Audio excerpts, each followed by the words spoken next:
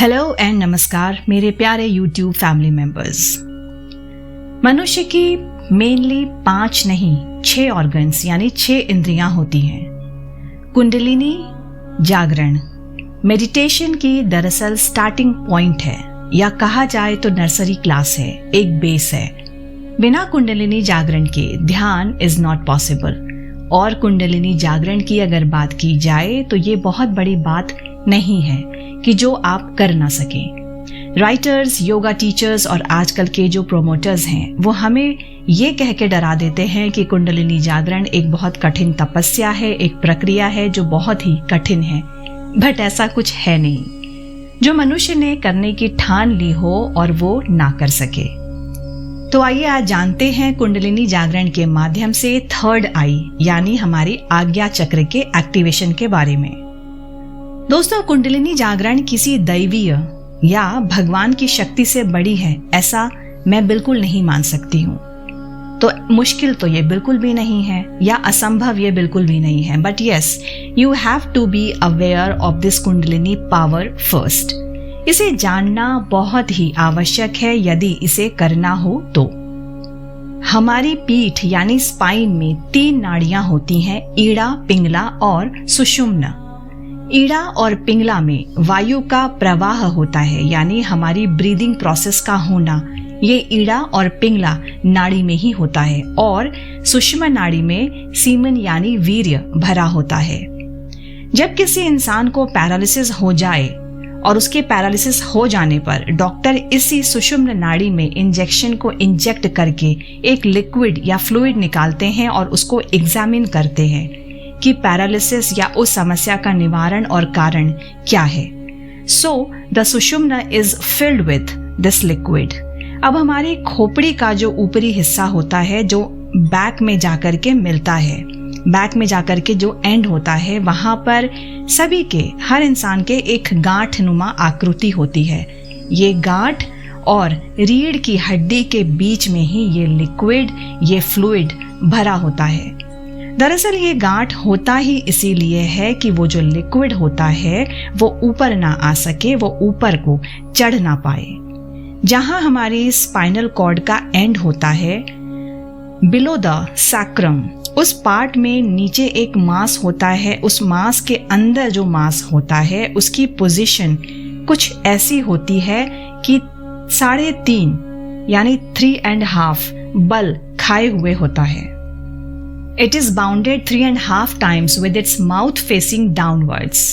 और आधा बल जो होता है उसका वो नीचे की ओर झुका होता है, एक सर्प की तरह की आकृति जो कि कुंडली मारकर बैठने की अवस्था जैसे सर्प की होती है, कुछ इसी तरह की संरचना होती है।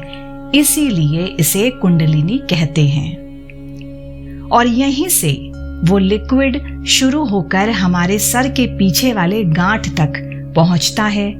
बैकबोन के नीचे वाले भाग, आधा जो भाग झुका हुआ होता है, उसे हमें ऊपर की तरफ उठाना होता है। Sometimes we get to hear that Kundalini awakens accidentally without a person's acknowledgement। बिना किसी जानकारी के किसी इंसान के, ये होता तो रेयर है बट हुआ है ऐसा। अचानक से कुंडलिनी जागृत हो जाती है और उस इंसान को स्वयं भी पता नहीं चल पाता। ये एक्सीडेंटली हो जाता है कई बार। दूसरी विधि जो है कुंडलिनी जागरण की वो है योग।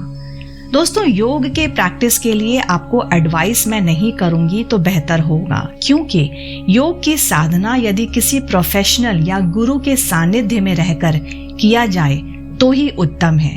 After all it's a matter of our life and death. और तीसरी जो विधि है वो है शक्तिपात।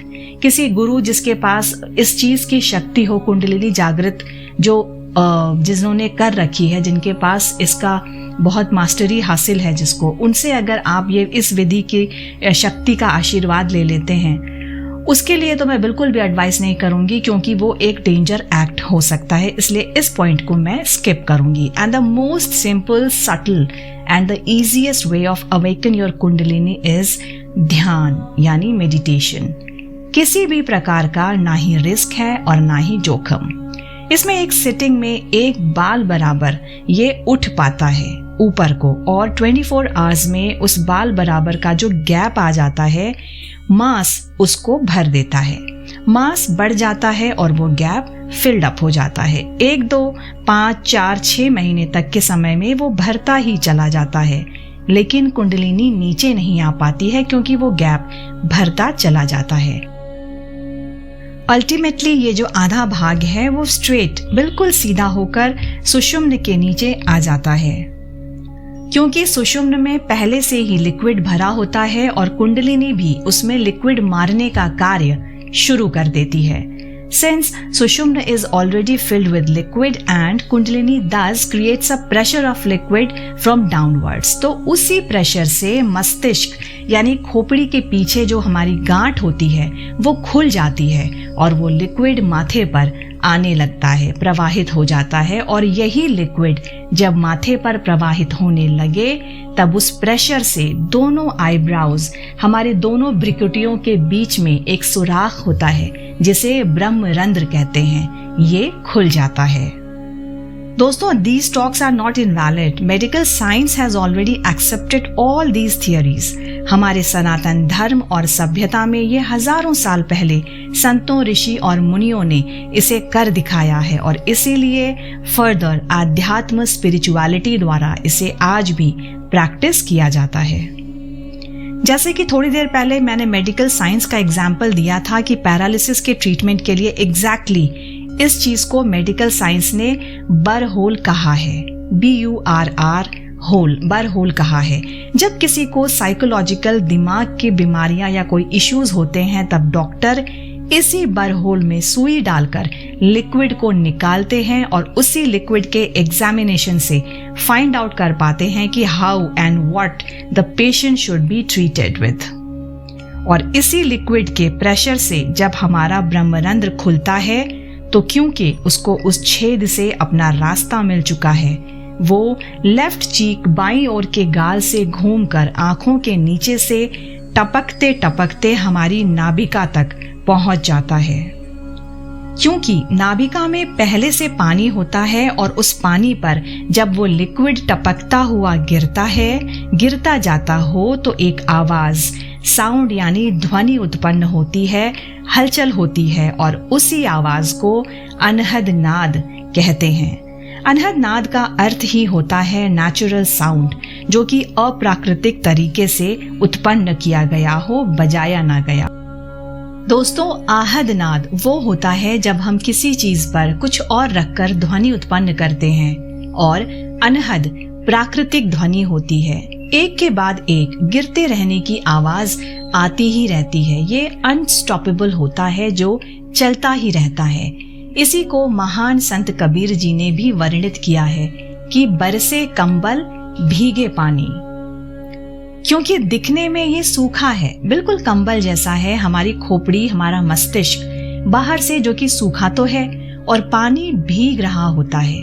कबीर जी की इन्हीं वाणियों, इन्हीं वचनों को उलट बांसी कहते हैं, उल्टी बात। ये तो साधारणतः समझने से तब तक बाहर है, हमारी समझ से तब तक बाहर है जब तक वो इंसान प्रैक्टिस के मार्ग पर ना चल पड़ा हो। तो ऐसे ये नाभि से होता हुआ, इंटेस्टाइन से होता हुआ ये लिक्विड मूलाधार चक्र तक पहुंचता है और यही मूलाधार चक्र में ही ये कुंडलिनी भी होती है। मतलब लौट के बुद्धू घर को आए टाइप्स। पूरे शरीर में घूमता फिरता, सर्कल बनाता, एक साइकिलिंग करता हुआ ये कॉन्टिन्यूअसली चलता रहता है। It's a running process. जिस प्रकार से पानी से इलेक्ट्रिसिटी जनरेट होती है, पनचक्की चलती है, इसी प्रकार से शरीर के भीतर जब ये लिक्विड का सर्कुलर मोशन प्रोसेस करता है तो it generates the energy in our body. Human body में जब लिक्विड एनर्जी के मूवमेंट से वायु यानी कॉस्मिक एनर्जी पैदा होती है, जनरेट होती है, तो इसी कॉस्मिक एनर्जी से मनुष्य की आत्मा शरीर से बाहर निकलकर ट्रैवल कर पाती है।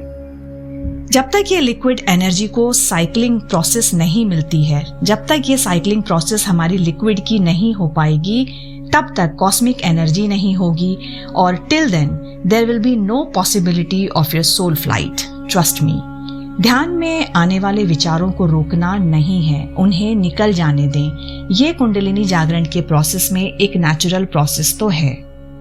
जब हमारे सबकॉन्शियस माइंड में जितना भी कचरा, यादें, इमेजिनेशन, क्रिएशन भरा पड़ा होता है, बचपन से पीछे से जो चल रहा होता है, इसको डस्ट ऑफ करें और फिर नए विचारों का जमावड़ा करना है या नहीं करना है। It's completely up to you. उलझना है या निकलना है, ये आपके ही हाथ में है। विचार शून्यता असंभव कतई नहीं है। ये एटलीस्ट निर्विचार समाधि तक तो आप प्रयास कर ही सकते हैं। समाधि का आइडियल क्या होना चाहिए? हमारी समाधि का आइडियल यही होना चाहिए कि हम शून्य विचार में चले जाएं। दोस्तों, दुनिया में आए हो और सब कुछ करके देख लिया हो तो इसे क्यों स्किप करना? कुंडलिनी जागरण करना भी एक जरूरी प्रक्रिया है। ये इम्पॉसिबल बिल्कुल नहीं है। ये हमारे शरीर, हिम्मत और लगन के ऊपर है कि कितने टाइम में हम इसे एक्टिवेट कर पाएंगे। तो दोस्तों, let's make it possible by taking a first step to awaken your kundalini जागरण विधि। If you like the video and my way of presentation, do encourage me by supporting the channel please. See you very soon. Stay safe, stay cool and do the best. Bye bye and namaskar.